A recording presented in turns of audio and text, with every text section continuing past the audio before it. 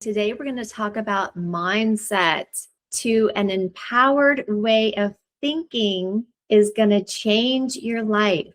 And often this is the hardest part of the journey, is just getting started. Just believing even that little glimmer of hope is so important for you to turn your diagnosis around.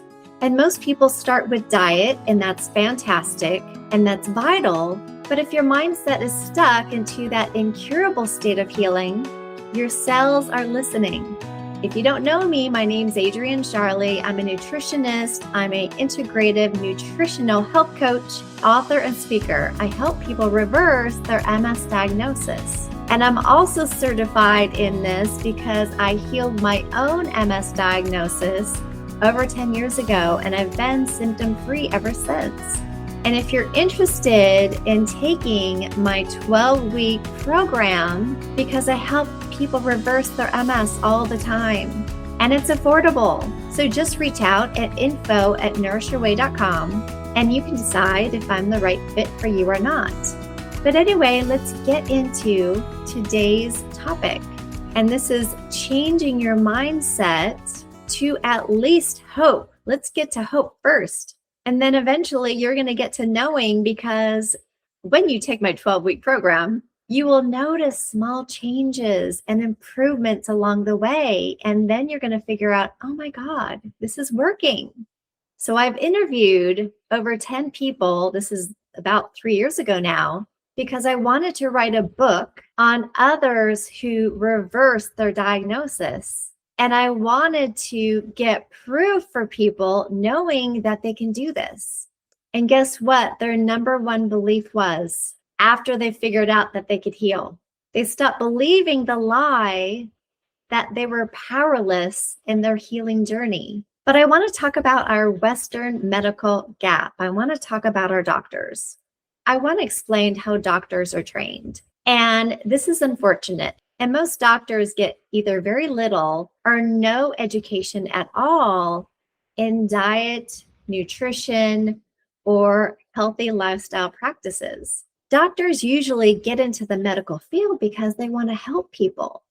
And what I'm also going to talk to you about today is not only your mindset, but your thoughts and your emotions and how this affects your diagnosis as well. And doctors aren't trained in this either. So the doctor's toolbox is built for disease management. This is what they're trained to do.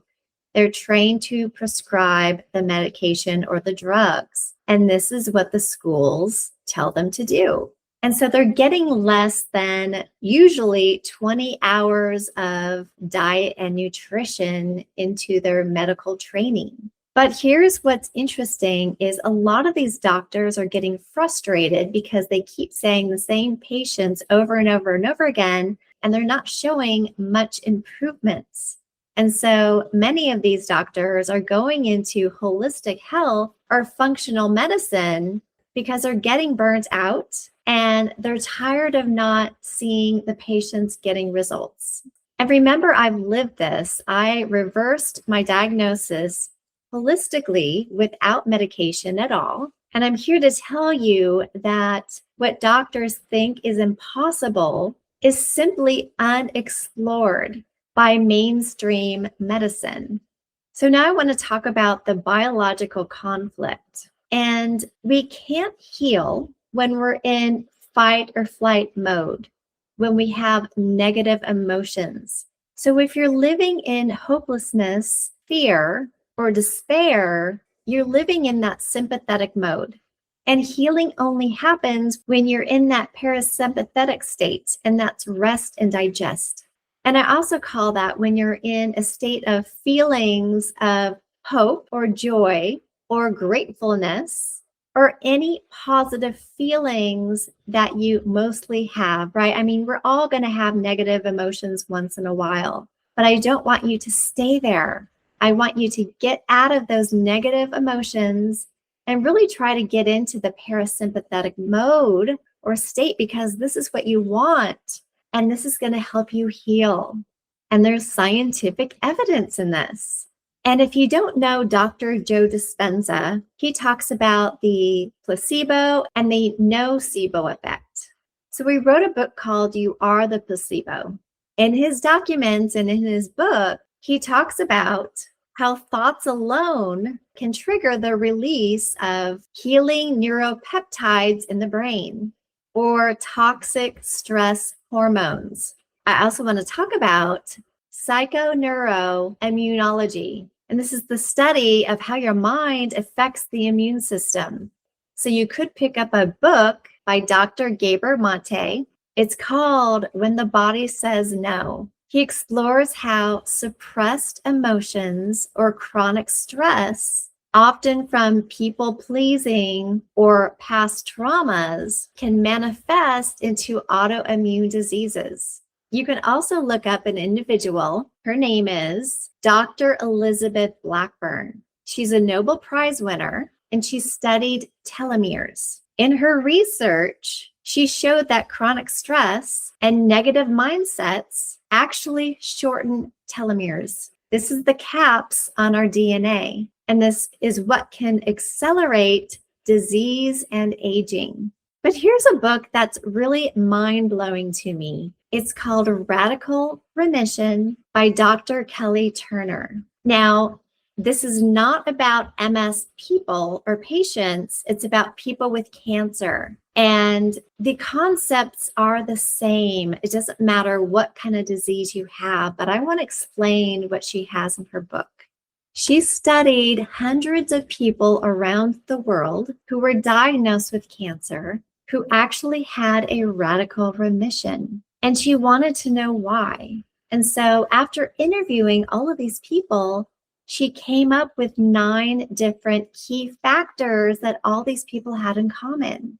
And this is the same kind of concepts that I'd like you to have and learn from when you're dealing with your MS diagnosis, because you can heal. You just need to know how. And sometimes you need proof. So I'm going to give you proof. And at the end of my message, I'm going to be giving you lots of books that you can pick up. I'm going to be going over the 9 key factors that Kelly Turner found in most of these patients. So number 1, diet. She found that most of these people that healed were eating a diet of whole foods, and these people stopped the refined foods or processed foods and gave their bodies an environment to thrive in, which reduced inflammation, and they starved the disease based on what they were eating. So number 2, all these people took control of their health. So these survivors stopped being passive patients. They did their own research, they asked questions, and they became the CEO of their own body. They became really curious and really researched what they had to do rather than just taking orders from the doctor. Number 3, they followed their own intuition. They took a dive into themselves and figured out what was their intuition saying. What foods did they really feel that they needed? What kind of change in environment did they need? What kind of things did they explore to find joy and happiness in their healing? They learned to trust their inner voice. Number 4, the power of herbs and supplements. Since mainstream medicine often ignores nature, they turn to supplements and learning what kinds of nutrients their bodies needed and what they needed to detox out of their bodies to become healthy again. So number 5, releasing suppressed emotions. So many of them also found that any past traumas or any resentments or any feelings of unforgiveness was trapped in their bodies. And so they learned that emotionally, they had to release a lot of these. And so by doing this, they shifted to a toxic emotional way of feeling to a happier, empowered way of feeling. So they just raised their vibrations to feelings of more joy, laughter, and happiness. So number 6 is really part of what I just told you. increasing positive emotions. It's not enough just to remove the bad. You have to start flooding your body with good and positive emotions. So survivors put a priority on feeling, and they called it vitamin L for love or vitamin J for joy.